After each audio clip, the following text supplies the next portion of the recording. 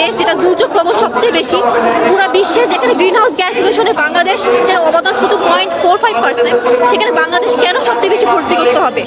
উপকূলবর্তী অঞ্চলের যেসব কমিউনিটি আছে তারা ক্ষতিগ্রস্ত হচ্ছে, খরাপ্রবণ অঞ্চলের মানুষগুলো ক্ষতিগ্রস্ত হচ্ছে, আমাদের এগ্রিকালচারের একটা বড় শিফট দেখা যাচ্ছে, স্যালারিটি বাড়ছে। এইসব ক্ষতিগ্রস্তের কারণ কিন্তু নিকট ভবিষ্যতে আরও বেশি বেড়ে যাবে। সুতরাং আমাদের উদ্যোগ যদি আমরা এখন থেকে গ্রহণ না করি, এটার পরিমাণ আরও বেশি ভোগান্তি আমরাই পড়ব।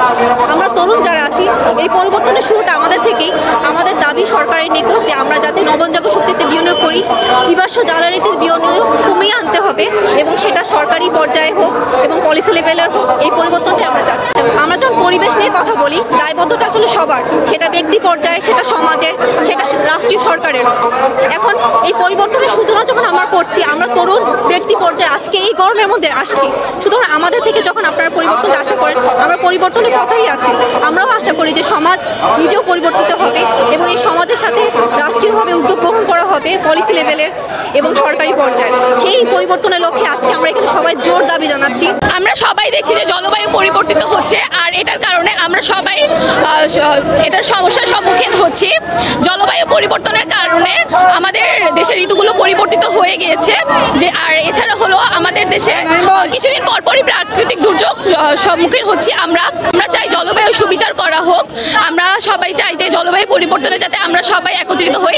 সেই সাথে জলবায়ু পরিবর্তনের জন্য যেটা প্রধানত দায়ী ফসিল ফুয়েল, আমরা চাই ফসিল ফুয়েল বন্ধ করা হোক এবং ফসিল ফাইন্যান্স বন্ধ করা হোক।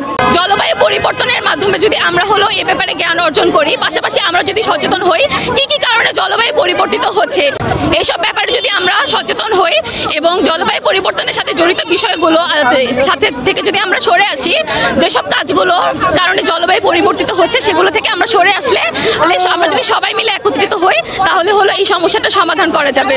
জলবায়ু পরিবর্তনের কারণে গ্লোবাল ওয়ার্মিং হচ্ছে, এই কারণে হলো আমাদের ঋতুগুলো পরিবর্তন হওয়ার কারণে যে সময় আমাদের হলো শীত থাকার কথা, সেই সময় অতিরিক্ত গরম পড়ছে, আর যেটা হলো গরমের সময় সে সময় অত্যাধিক গরম হচ্ছে। যেমন হলো কি আমরা এবছর দেখেছি হিট ওয়েভ চলছে। এটা হলো জলবায়ু পরিবর্তনের কারণে সাধারণত গ্লোবাল ওয়ার্মিংটা হচ্ছে, আর এটার কারণে আমাদের যে সময় হলো শীত থাকার কথা ওই সময় অতিরিক্ত গরম হচ্ছে, আর হলো যে সময় গরম হচ্ছে ওই সময় অত্যাধিক গরম পড়ছে।